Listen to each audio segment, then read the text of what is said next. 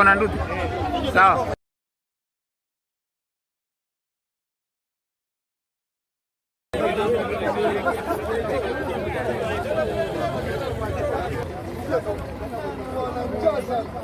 Kwani tunapita kaunti ngapi?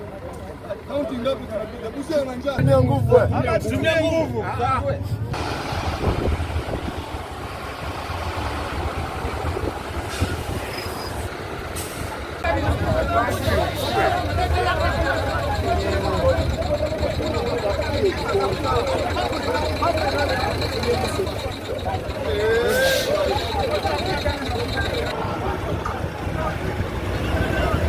Our delegates from United Nations Habitat, the delegation from I recognize our CDCs who are present. If you are present, stand up so that you can recognize you.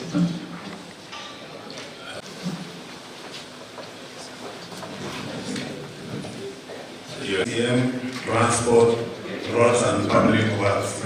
Our guests, welcome to Busia County. I also wish to recognize where one governor we shall need a lot of advice. When we say at the top, we talk about government, but operationally there are so many ministries that are involved.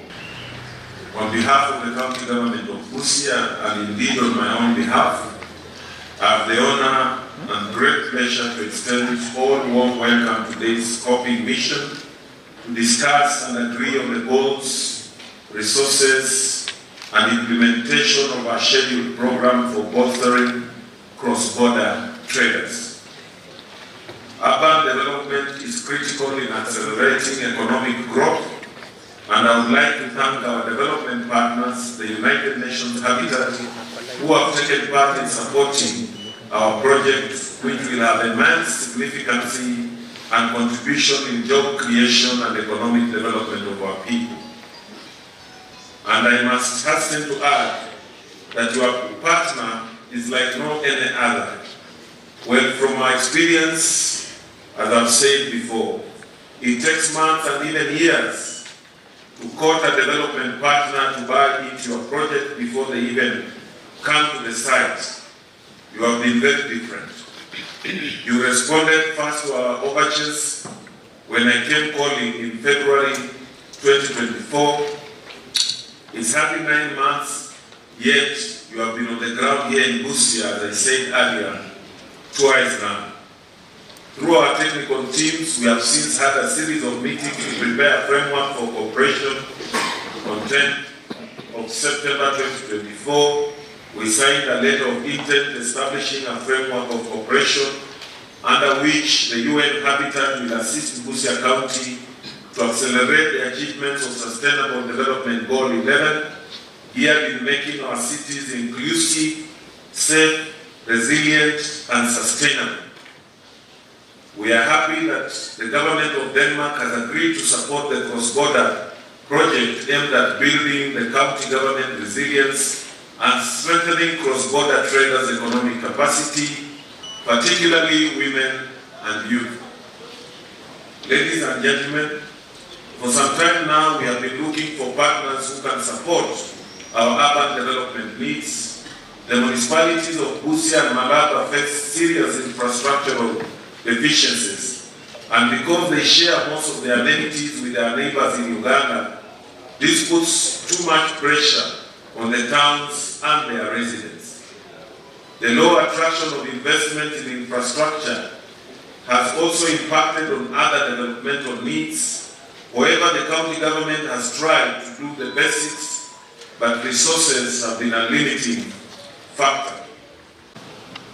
Most cross-border trading associations face challenges of low membership, weak managerial and governance structures, and resource limitations. This again is evidenced, the audience here. The other day I was engaging Transporters Association.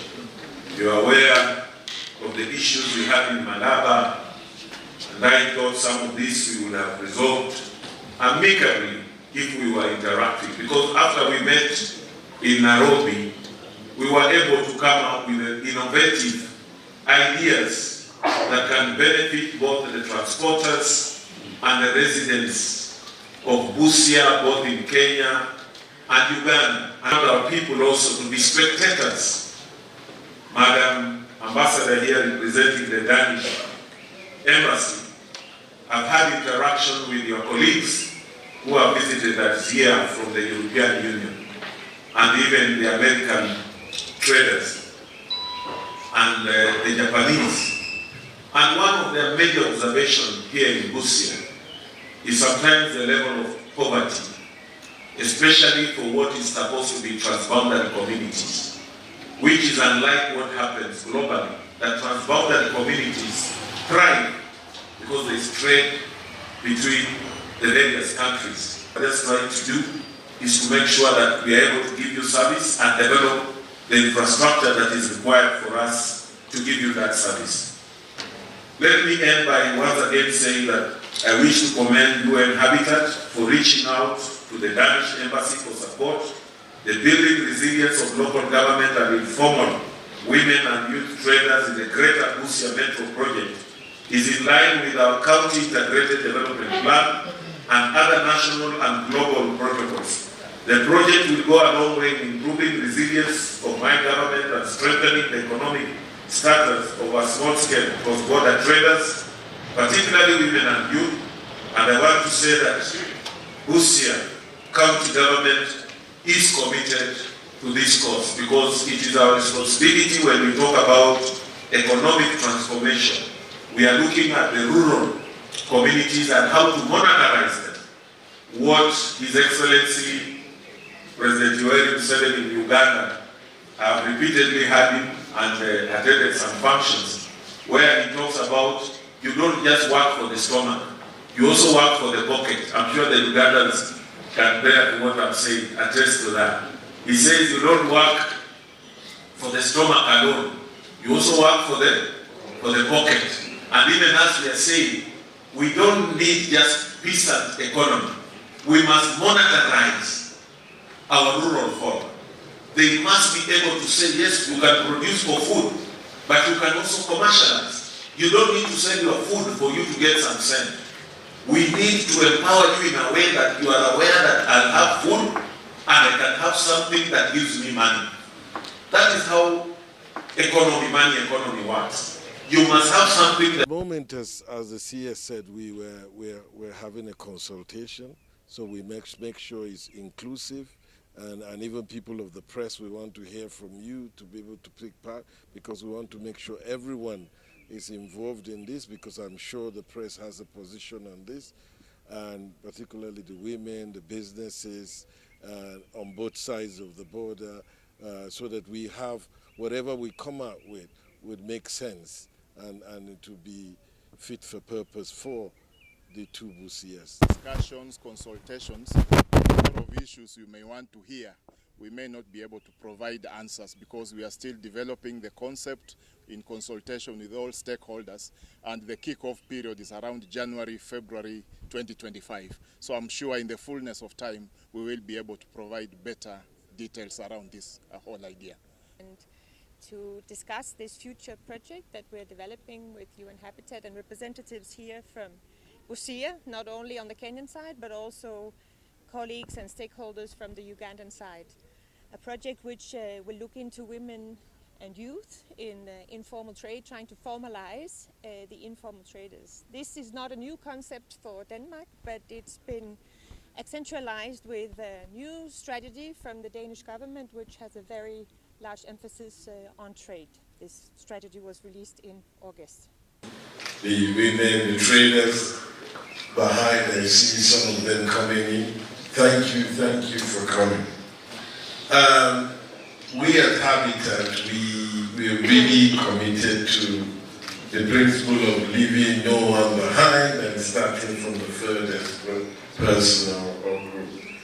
As I engaged with the governor, and we had a meeting, as I said earlier this year, Governor, I can tell you, it's just the stars aligned for us.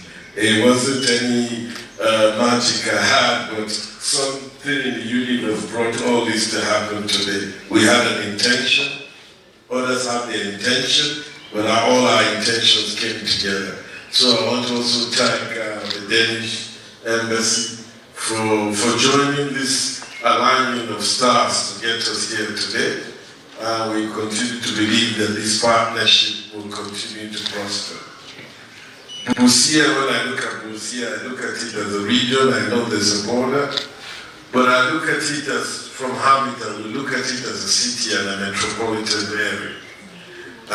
Human beings, as earlier said by Madame from Uganda, you share so much in common that the border does not do anything much.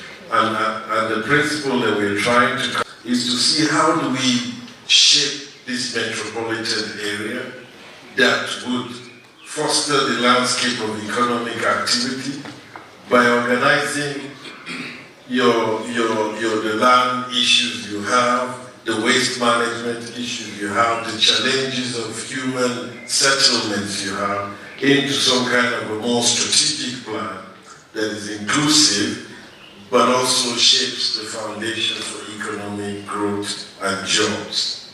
I will not say too much about the project because of the presentation. We just want to once again continue to say we're in this course of journey and we're committed to supporting the Busia counties, the metropolitan area, and we work closely with both governments. I was just telling to the colleague, for supporting us, which we hope will improve the economic status for Busia, Kenya, and of course, Busia, Uganda, respectively. The Bible always says, love your neighbor as you love yourself. What affects Busia, Kenya affects us as Ugandans. Remember, we share the same blood, we are relatives, we share the same compound, we share the same food, we share the same clothing, we share the same values and norms. And as you know, diseases don't know boundaries. Given that you have a cross border, anything can happen. And so, is poverty. So I want to inform you that the government of Uganda has tried to implement government programs like PDM, Emyoga, SEGOP, SAGE, UWEB, among others, but our people are still poor. We don't know why. Maybe we need to sensitize them and change their mindset. With this partnership, we have high hopes that it is going to strengthen cross-border trade and also improve on the local infrastructure and governance systems.